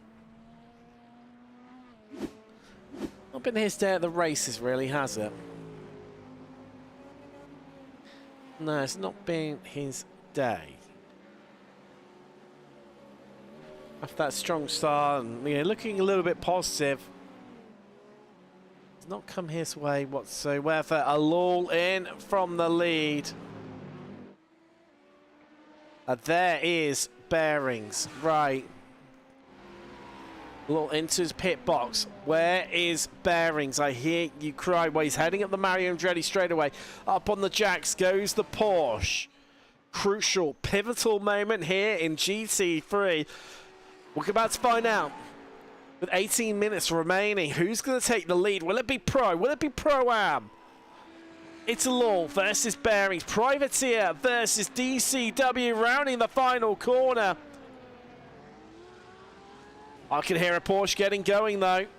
There it is, and it's going to come out back in the lead. And what's the gap? Well, we wait for it to settle down, but it's going to be closer to the 3-second mark, and that's job done by a lull. Getting that 38 Privateer Porsche are just hauling its way into a comfortable race lead. And maybe we've got to wait another week to see who will take, well, if will a Pro-Am will take victory here in the championship in GT3. I think we're not far off it in P2.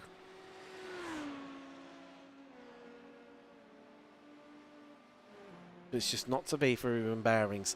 Having said that, we do have 2 Pro-Am drivers on the GT3 overall podium in the form of Bearings and Cranley Swash, which in itself is pretty much a darn stark achievement.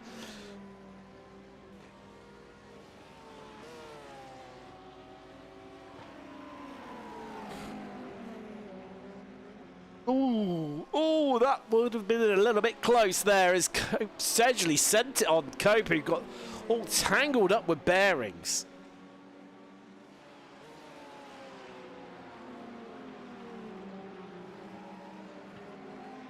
Let's ride on board and watch these guys come for a bit of traffic here. Will they switch around? That's a big question. Sent it in there into Moss Corner. Really get the feeling of that oomph from the electrical deployment on these hybrid cars. It's James Acklam on the left-hand side. Sail on past him.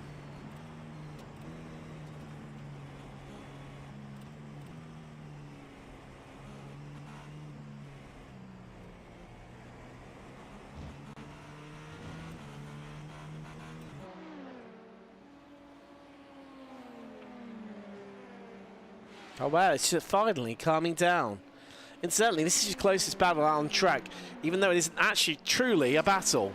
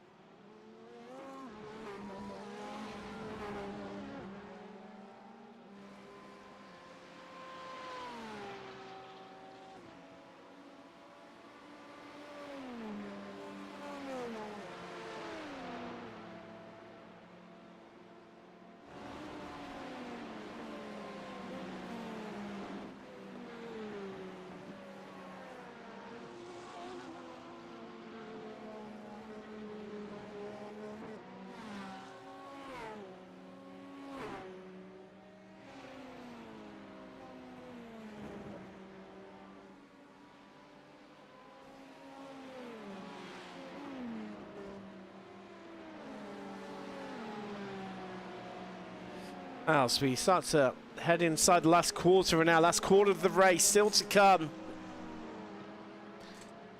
Timing so far. Well, it's been. Oh, we're on to 3 now. McGregor in the 2 GTPs and 2 Effect simulation cars. First off, it was Josh Wilson, who we lost around about on lap 8, destroying the rear end. Huguenot lap 16. Meanwhile, Alan McGregor, we lost him all the way back on lap. Well, I say all the way, lap 33. Coming to lap 42 right now. Oh, lap 43 technically. Our leaders. Depends on how you look at it. Is it 42? Is it 43? I don't know. It depends on how you want to classify it.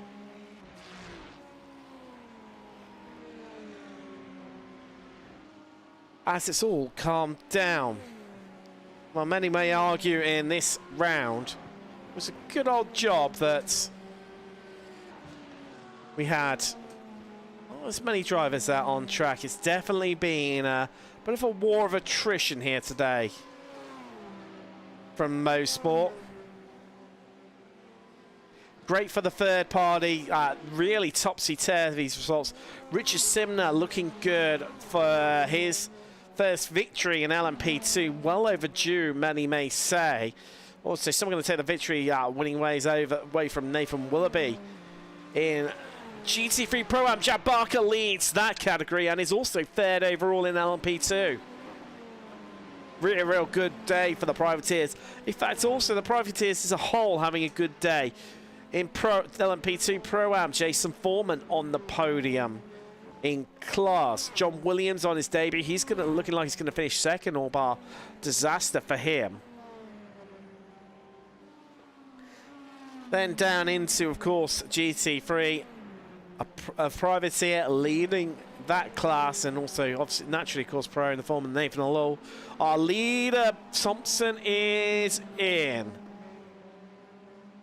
Well, he's left it late, hasn't he? Cullen still ongoing as well. There comes our leader. Down pit road, and it's really going to be a bit of a splash and dash. I mean, surely not going to change tyres now. That car up on the jacks? No, that's definitely not a fuel tyre stop at all. 9.9 seconds on the clock. He heads back out again once more. There comes, well, Ben Cullen. Now, if anyone can stretch his fuel, it's this guy.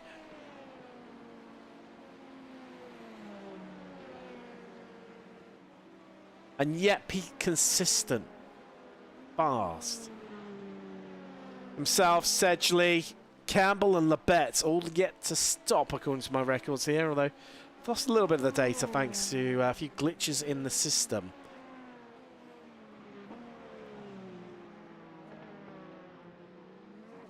If so, this is going to be a really, really strong showing for Cullen.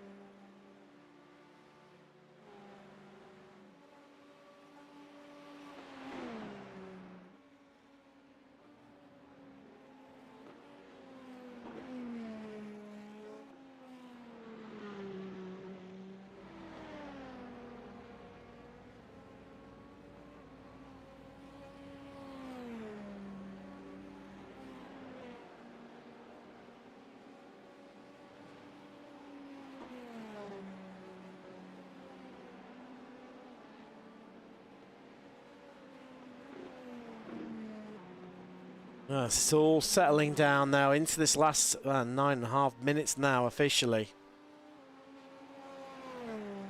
Really, it's been a eventful race, and maybe that's befitting of the kind of finish we're about to see.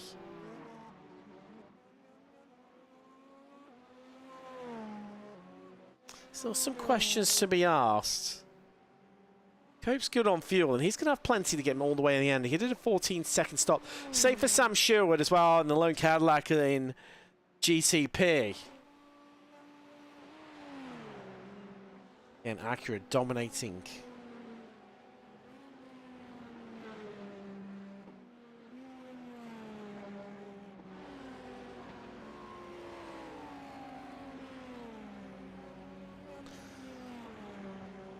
It's whether who's got it within them to take this all the way on to the end on fuel.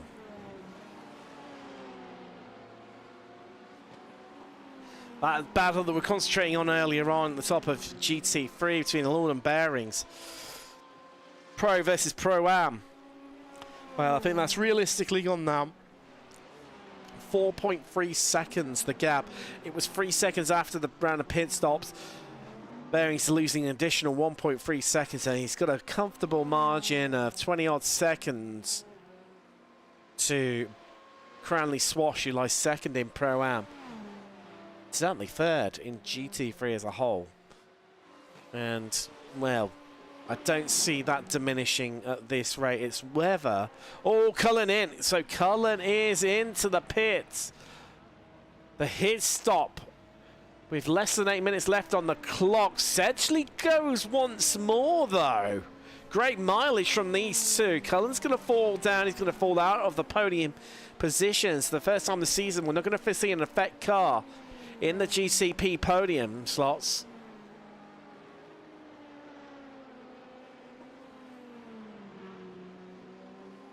But if Sedgley needs to stop, he will promote. Well, Austin William Campbell is knocking on the door, but he's got quite a bit of time. 10.5 second stop, sorry, from Cullen. Ooh, this will be tight. I mean, a logical thing would have been for Sedgley to allow Coke back in front and just sit in this draft, work with his teammate to well, basically pretty much guarantee, I would have thought, that double podium for Olympus. Late on in P2, Bamber and Pollock both into pit road, although Pollock has been there for a little while. He's had an incident again. It's not been his afternoon. Let's take a little look at what happened to him. Well, that's Jay Foreman, apologies. And Pollock, well, we saw him off on the track on the left-hand side. Oh, okay. He's already had an incident before that, I believe. Let's take a look further back. Oh, okay, so he's had a real mare somewhere. Something's gone very, very wrong.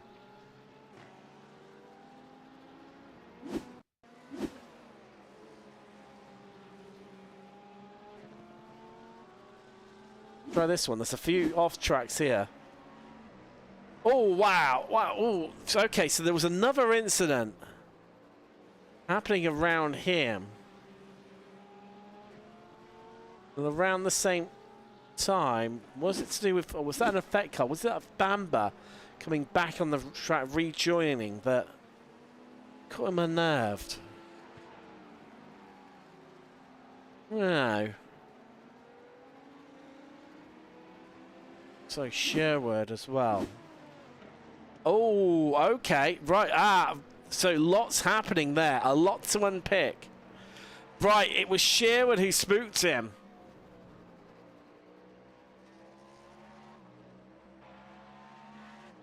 And it was Casper Tunstead, I believe, was the other GTP involved. Sorry, GT3 involved. So heading down towards turn 2. Oh, it's trying to sneak his way up the inside. The effect car as well, just heading on through.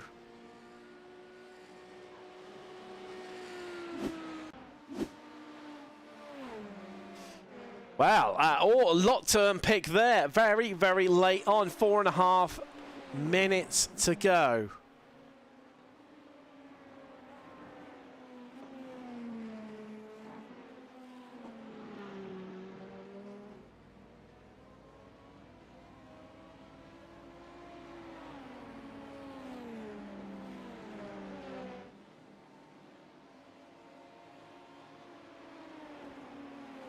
Sedgley still to pits. Austin William Campbell still to pits. Labette still to pits. Those were Sedgley. No, Sedgley, he has pitted. This is what happens when you have to restart programs and you lose a lot of your data, folks. He pitted very early on, so he's actually still good to carry on all the way to the end.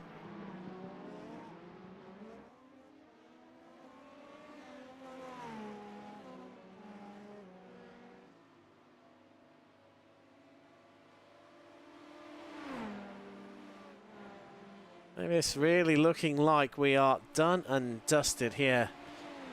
Thompson not far away from starting his final few laps.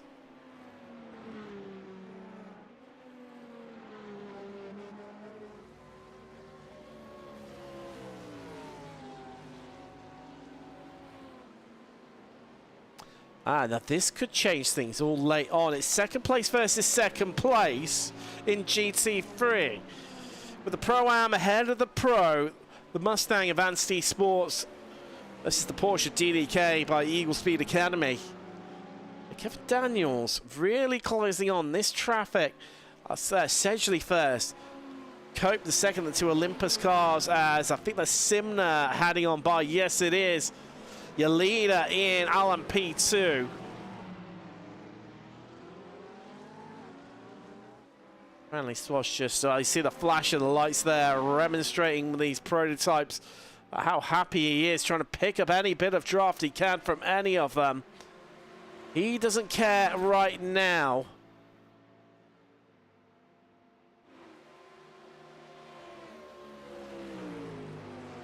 This, incidentally, for the last place on the podium overall in GT3.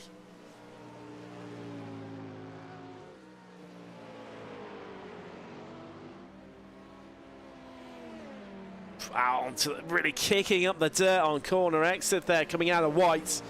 Goes Daniels. With 2 minutes left on the clock, they've got realistically 2 more laps left to go. I'm keeping one eye on the clock because it's a short lap here, so it's eyes everywhere here. For, well, I was going to say your favourite commentator. That's very much up for debate.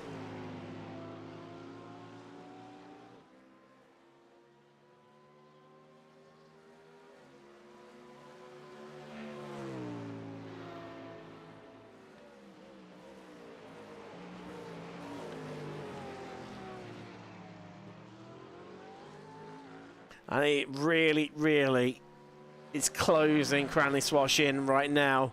It's that 26 Porsche. Mario Andretti straight away. Here we go. This is going to go right to the wire, this one, between these two. 1 minute left on the clock now. So when Thompson, who's just coming up to halfway around the lap, comes across the line, that will trigger final lap. And I think as well, no, these guys are going to have this lap and another one. What are they? Is white flag out? Where is our start? Let's have a look at what Barney's doing. No, no white flag out for him. So, we've got 2 more laps left to enjoy this. That includes this one. As we head through turn 2. Bearings. Sorry, Daniels is closing in right now. Oh. As Cullen goes on by.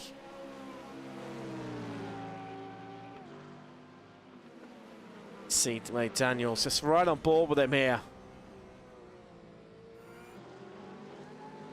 Heading out the corner. There's traffic behind us here. V8 versus flat 6.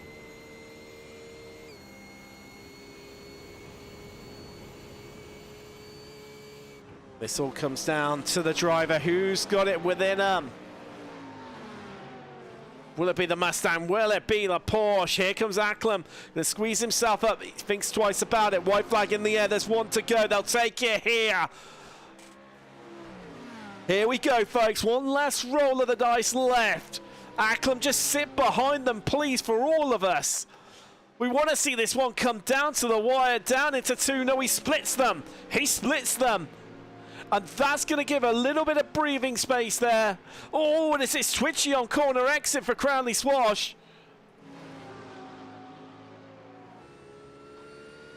Daniels is pushing it. He's using all of the tracking a little bit more, but it's 6/10 of a second separating the pair of them. Wiper on. Well, there's been no rain today. Through Moss Corner for the final time. Effect LMP2 behind them. Daniels getting his wish come true. Didn't want him past him, but all that skates by on the grass, and that won't help this situation. Is it the 912? Darts between them. That's Simon Bamber, but it's going to help Cranley Swash out. He's going to get the drag up the hill. Down into the S's for the final time. We're going to see two Pro-Ams on the overall GT3 podium. Hold it together, Sean. You get one corner left to go. It's through whites and bearings. Well, Daniels, he's run out of time. A lock of the brakes, but oh, that's Bamber off, but they won't care. And it's onto the podium overall for Sean Cranley Swash of Anstein Motorsports in that Mustang. And Daniels, well, class podium, but not good enough to be in the top 3 in GT3 overall. What a finish between the pair of them.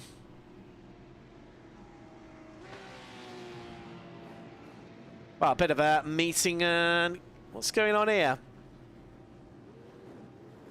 I mean, there's photo opportunities, or there's just a little bit too close for comfort.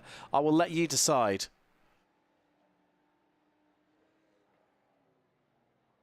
I'll let you decide.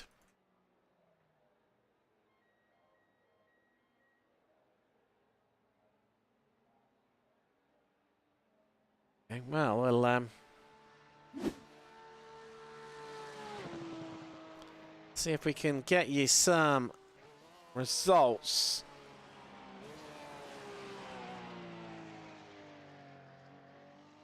Well, it's been an absolutely, well, just an astounding result race today.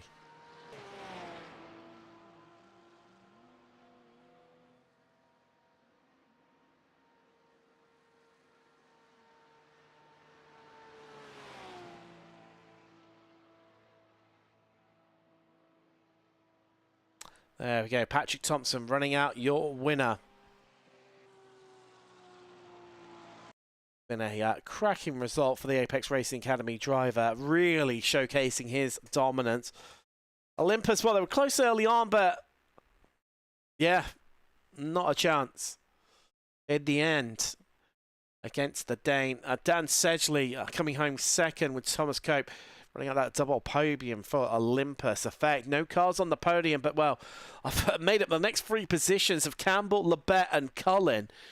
Cullen, incidentally, in 6th. The last driver to finish on the lead lap was Sherwood, 1 lap down.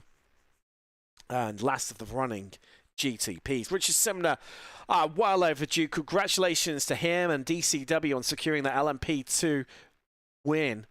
John Williams on his debut, the privateer, came home. The gap was closing towards the end, but Simner had it in the pocket once more. Jack Barker, well, destroys the Nathan Willoughby show that has been pretty much so far for effect simulations in LMP2 Pro-Am, with Jay Foreman rounding out the Pro-Am podium. James Acklam, despite putting on pole for the whole of the class, finishes, well, 4th in Pro-Am and 6th in LMP2. Simon Bamber, another one, well, we'd like to forget that indeed. We have Nathan Alul, well, sorry, down into GT3 now. Nathan Alul, your race winner. In the end, Ruben Behrings couldn't do anything to take the fight to him, truly.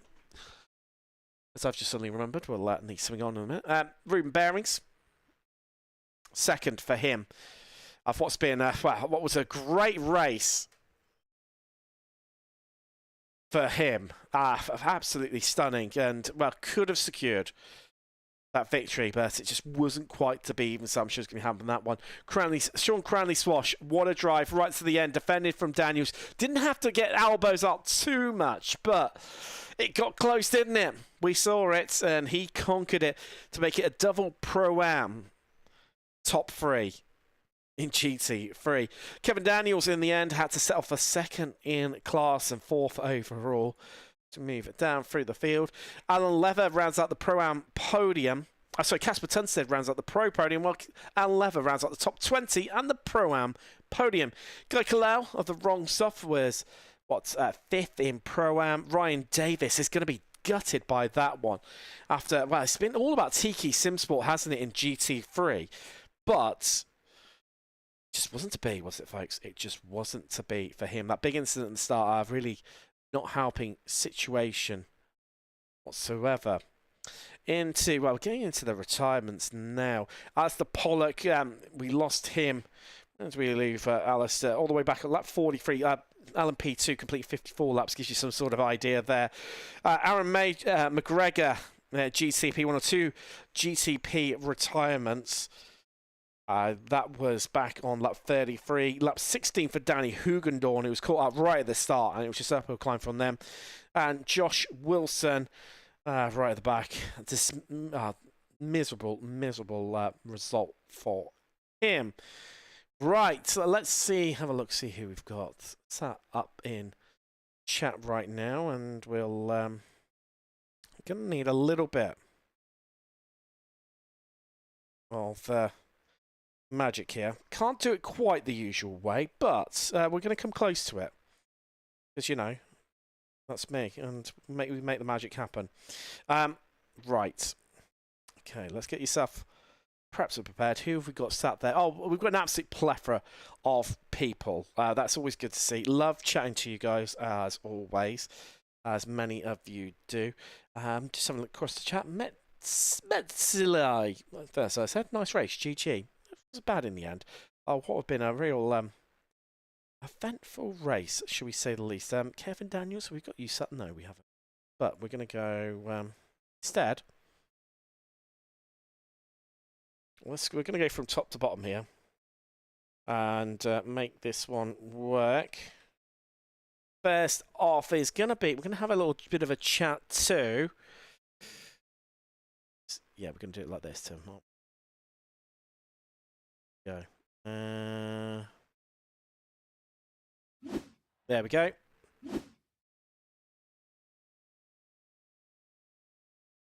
Jack Barker's going to be the first driver who we have a little chat with this evening. Let's move him on up. There we go. Jack, I mean, congratulations. Breaking a bit of Nathan Willoughby dominance that we've seen so far this season. I mean, just talk us through it. I mean, are you shocked? Are you happy? I mean, first off, I think we need to talk about that start. It was all happening there, wasn't it? Yes. And for once in my life, I got lucky with the starts. You did. I mean, you yes, did. yes, I got some front end damage, which I had to carry to the pit stops. But yeah, I got so lucky. It wasn't like any real damage or a meatball, and then also people going off again in front of me. So yeah, was it from 5th in class and like 7th overall to 3rd overall by the end of the first few corners? Yeah, it wasn't bad going, was it? I mean, was it just pure luck? I mean, they all seem to be coming together. It was almost 3 wide, wasn't it, on the entry into the final corner? Not too sure how it all ended up like that.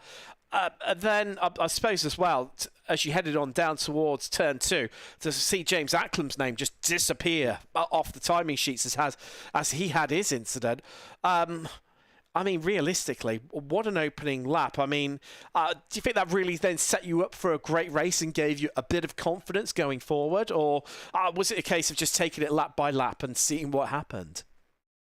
I mean, I wouldn't say it gave me much confidence, but what I would say is that knowing that you don't have to attack anyone is a massive plus. For a race like this, which you know, it's just a tight and twisty and short track that you know it's going to be a race of attrition. So to know you don't have to attack anyone, it's a massive relief. Yes, definitely. Especially talk about the traffic as well. Looks a little bit hairy out there at times. What was your sort of experience yourself? We saw quite a few incidents down at turn 2 with people tripping up over one another mostly. That's where it seems to be most of the incidents. Did you manage to get through those all right? Yes. I mean, if it wasn't well, no problem, but I just didn't know the GT3, like, what line the GT3s want to take in the dry, just based on novice practice for it. So for my case, I very much tried to held back. Like, especially at the start of the corner when going over the crest, and then really focusing on what side to go on for the exit. So yeah, instead of trying to do it in the middle of the corner, focus on doing it on the exits, where it's going to be way easier to see where they are. Definitely. Well, And congratulations, Jack. Race victory here in LMP2 Pro-Am. Congratulations, my friend. Thank you very much, Tim. Thank you very much, Tim. No worries. It was a tough one. It was, definitely was indeed. Jack Barker there. Let's have a little move down here. Which class should we head across into now? Well, I suppose let's stick with LMP2 at the moment. And let's have a little look. We are going to go across to Richard Simner. There he is. We've got him. We've got him, folks. We've got him. Let's drag him on up before he all disappears quickly. You've Victor in LMP2, Richard Simner. Congratulations. Wow. I mean, a long time coming this season. What, 4 attempts it's taken you? But, I mean, you must have been worrying that it wasn't going to come at that race start. We were just talking to Jack Barker about it. He said he felt lucky to make it out the other side for a change. Normally he's caught up in those. It's been similar to your season, really, hasn't it? Where it's just, if it can go wrong, you've just been a bit of a magnet for it. I don't know about that, but I mean, the start for me, James got it wrong. He pulled away in the fast right-hand corner, then he slowed down, and then he pulled away again. That I'd anticipated better than Richard. No, I can't hear Richard. Apologies. Hold on, Richard. I'm going to have to sort out Discord. Bear with me one moment, because I think everyone at home can hear you, but I can't, which just makes life incredibly frustrating. Easy and for myself. Let's see if we can sort this on the fly. Richard, can I hear you? Let's try and see if you can speak. No, I can't. Oh, this is fantastic news. Bear with me one moment, folks. I'm going to drop it to a different screen so I can now slate my PC and yeah, where this has decided to have a complete and utter moment, which is always reassuring and such like. I know what we're going to do. We're going to... Right. Let's shut Discord and reboot it. And then, I tell you what, everything is set to test me tonight. It's just always, it's one of those days, isn't it? Where it just will not have its way. Now we get to hear lots of... Actually, I'll tell you what, let's mute that. Then we won't sound quite as unprofessional, where Discord reboots itself and starts pinging and whatnot. I'll hear it. You won't. Let's see if we can get back in again once more and talk to some of our drivers. So yeah, poor Richard. Just had to start hearing from him and this great race. And let's see if we can hear from him now. Hello? No. No? No. Oh, lovely, isn't it? Right now, Richard, can you hear? Hello. No, I can't hear him. Right, okay, we're gonna have to. Well, okay, we're gonna have to abandon things then, because for some reason, the only way I'm gonna guess that potentially is to reboot my PC, where it's decided to have a complete and utter mare. Yeah. So I think we're gonna have to probably end things there. Right. Okay. So. What can we say? Apologies to many of you who sat there patiently waiting. The only way I'm going to sort this is by rebooting my PC, which obviously, you can't really do mid-stream. So, yes. Let's get the right... Yeah, we'll get one of those. So at least then you can hear me. Well, thank you very much for joining me. It's definitely been interesting, hasn't it? What a race. Eventful, to say the least. Oh, but that's just Mosport, isn't it? It's got all those corners. It's a bit edgy. It's narrow. It's old school racing, realistically. When you stop and look at it, a track that really hasn't changed in 60 years, it's still got that old school vibes. I mean, that takes us back to the 60s, doesn't it? I mean, come on. Things have changed a lot since then. But well, what can we say? Congratulate Patrick Thompson wins again in GTP. Richard Simler, wow, congratulations to him on picking up that win in LMP2, finally getting that one. John Williams on his debut as well. Jack Barker, congratulations, another new winner as well as GT3. Nathan Alol, hats up to you, my friend. Reuben Bearings as well on that class victory. Could have gone a bit closer between those two, but even so, I mean, lots of unexpected results.